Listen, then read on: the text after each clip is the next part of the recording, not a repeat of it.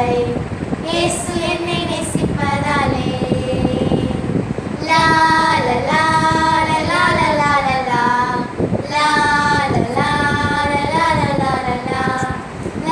லா லா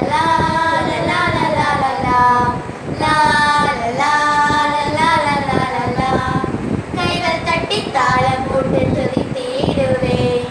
இயேசு என்னை நேசிப்பதாலே.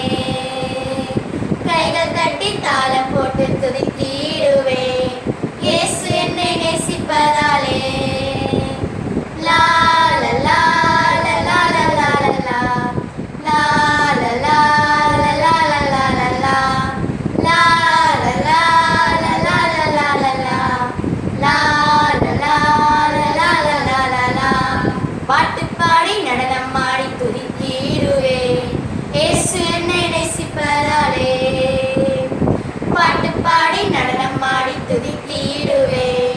இயேசு என்னை நேசிப்பதாலே. லா லா லா லா லா லா லா லா லா லா லா லா லா லா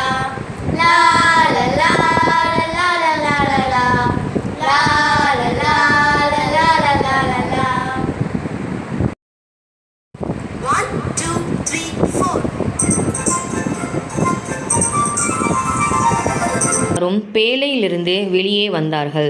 அப்படி வந்ததும் நோவா முதல் வேலையாக என்ன செய்தார் தெரியுமா?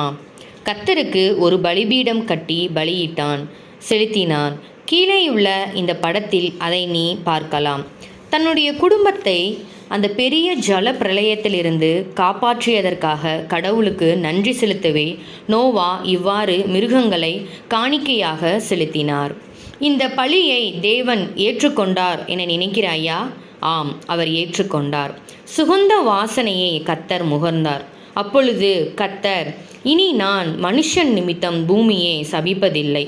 மனுஷனுடைய இருதயத்தின் நினைவுகள் அவனது சிறு வயது தொடங்கி பொல்லாததாயிருக்கிறது. நான் இப்பொழுது செய்தது போல இனி சகல ஜீவன்களையும் சங்கரிப்பதில்லை. பூமியிலுள்ள நாளளவும் விதைப்பும் அறுப்பும், சீதளமும் உஷ்ணமும், கோடை காலமும் மாரிக்காலமும், பகலும் இரவும் ஒழிவதில்லை என்று தம்முடைய உள்ளத்தில் சொன்னார். சீக்கிரத்தில் நிலத்திலிருந்து தண்ணீர் வற்றி போனது. நோவாவும் அவருடைய குடும்பமும் பேழைக்கு வெளியே ஒரு புதிய வாழ்க்கையை தொடங்கினார்கள். அவர்களை கர்த்தர் இவ்வாறு ஆசீர்வதித்தார். நீங்கள் நிறைய பிள்ளைகளை பெற வேண்டும். பூமி முழுவதும் மக்களால் நிரம்பும் வரை நீங்கள் எண்ணிக்கையில் பெருக வேண்டும். தேவன் நோவாவையும் அவன் குமாரரையும் நோக்கி, நான் உங்களோடும் உங்களுக்கு பின் வரும் உங்கள் சந்ததியோடும் உங்களோட பேழையிலிருந்து புறப்பட்ட சகல ஜீவ ஜந்துக்கள் முதல் இனி பூமியில் உண்டாகப் போகிற சகல ஜீவ ஜந்துக்கள் பரியந்தம் பறவைகளோடும் நாட்டு மிருகங்களோடும் உங்களிடத்தில் இருக்கிற பூமியில் உள்ள சகல காட்டு மிருகங்களோடும் என் உடன்படிக்கையை ஏற்படுத்துகிறேன். இனி மாம்சமானவைகளை எல்லாம் ஜல பிரளயத்தினால் சங்கரிப்பதில்லை என்றும் பூமியை அழிக்க இனி ஜல பிரளயம் உண்டாவதில்லை என்றும் உங்களோடு என் உடன்படிக்கையை ஏற்படுத்துகிறேன் என்றார். திரும்பவும் தேவன் அவர்களிடம், எனக்கும் உங்களுக்கும் உங்களிடத்தில் இருக்கும் சகல ஜீவ ஜந்துக்களுக்கும் நித்திய தலைமுறைகளுக்கென்றும் நான் செய்கிற உடன்படிக்கையின் அடையாளமாக நான் என் வில்லை மேகத்திலே வைத்தேன். நான் பூமிக்கு மேலாய் மேகத்தை வருவிக்கும் போது அந்த வானவில் மேகத்தில் தோன்றும். அப்பொழுது தேவனுக்கு பூமியின் மேலுள்ள சகல மாம்ச ஜீவன்களுக்கும் உண்டான நித்திய உடன்படிக்கையை நான் நினைவு கூறும்படிக்கு அதை நோக்கி பார்ப்பேன்.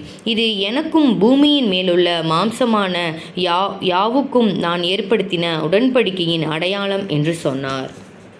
நான் என் வில்லை மேகத்தில் வைத்தேன்.